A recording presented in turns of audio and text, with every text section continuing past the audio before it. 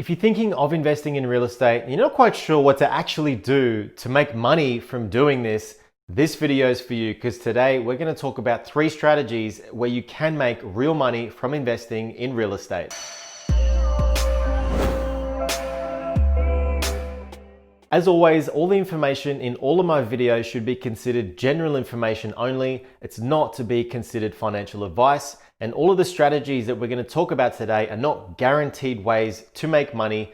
Please do your research before you buy any properties and make sure you know exactly what you're getting yourself into. So the first strategy we're going to talk about today is finding positive cash flow properties. Now, what this means is that the rental income from the property covers all of the expenses associated with holding the property. Now, if you've never heard of this before, it might sound too good to be true, but there are a lot of properties out there where this can actually happen. The rental income covers all of the expenses with the particular property. But first, be warned of the downsides. Now, the number one thing, if you're making a profit out of holding properties like this, is the tax obligation that you may have to pay tax on any profits that you make.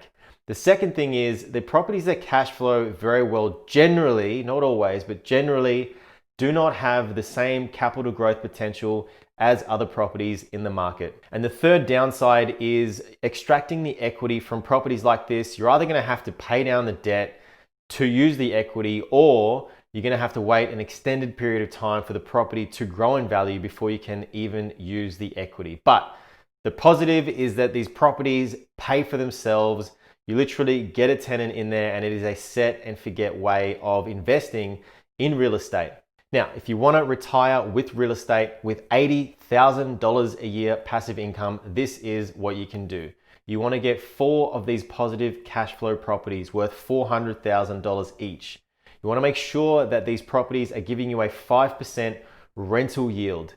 Okay, once you get a tenant in there, it is literally a set and forget method. Now, once these properties are unencumbered, the rental income goes straight into your pocket. Now, if there were 4 properties worth $400,000 each with a 5% rental yield, that is going to give you $80,000 a year in today's money, passive income. Now, of course, that's before tax and before expenses, but a great way to retire using this positive cash flow method. Now, obviously, you can shorten the period of time by making extra repayments as well, but generally speaking, that is a set and forget way of making sure that when you get to retirement age, you can just kick back, you don't have to worry about anything. Now, that may not be for you, which brings me to my second strategy, which is renovating and flipping houses. Now, this is more for the advanced investor. You do need to know what you're doing here, but essentially renovating and flipping, you want to find the worst house on the best street and add some very light, minor cosmetic renovations to increase the appeal of the property, to increase its value, and then shortly after you want to sell the property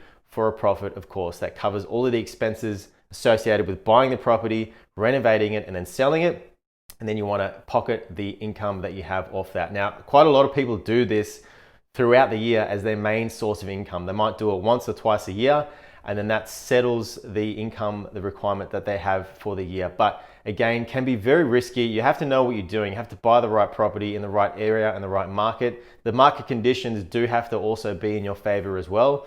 And there are hidden costs with doing this. So when you start renovating a home, especially an older one, once you start that, there are things that may come up along the way during the renovation that you didn't expect, and can add costs to the renovation and then blow out your budget, and then of course eat into any profit that you have. But a great way of using real estate to make legit money. So my third and final way of making money through real estate investing is through dual income properties. Now, what this is essentially one title with 2 sets of income on it. So for example, you might have a home with a detached granny flat, you might have a block of units, you might have townhouses, whatever it is, but essentially you just want to get 2 sets of income streams from that one particular property. The most common type of property like this is finding a home with a detached granny flat. These generally come at a premium though, because a lot of investors are looking for properties like this because the rental yield is generally quite high, and you pay a premium for buying it. So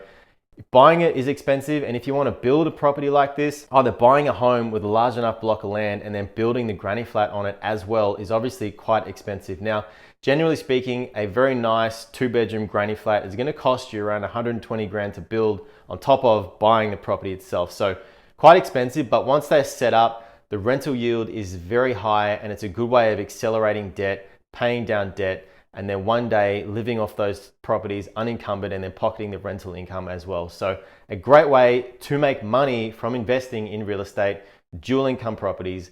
And that is all we have time for today. But I just want to say before we go, make sure before you enter into any agreement, any contract, before you sign anything, make sure you know exactly what you are getting yourself into. And if you're not sure, make sure you get a professional to help you out. There's nothing worse than entering into an agreement and you don't have your finance ready, you don't know what you're buying, anything like that is just not going to be good for you. So make sure you understand exactly what it is you're getting yourself into. Get a building and pest inspector to look at the property first, get a town planner to look over the plans, get a conveyancer to look over the contracts. All of those sorts of things need to happen before you enter and buy a property. And if you got any value out of today's video, smash the like button. It's the best thing you can do for the channel. And if you want to see more content just like this, I release a video once a week on personal finance and investing. Consider subscribing. Until next time, thanks for watching. I'll catch you soon.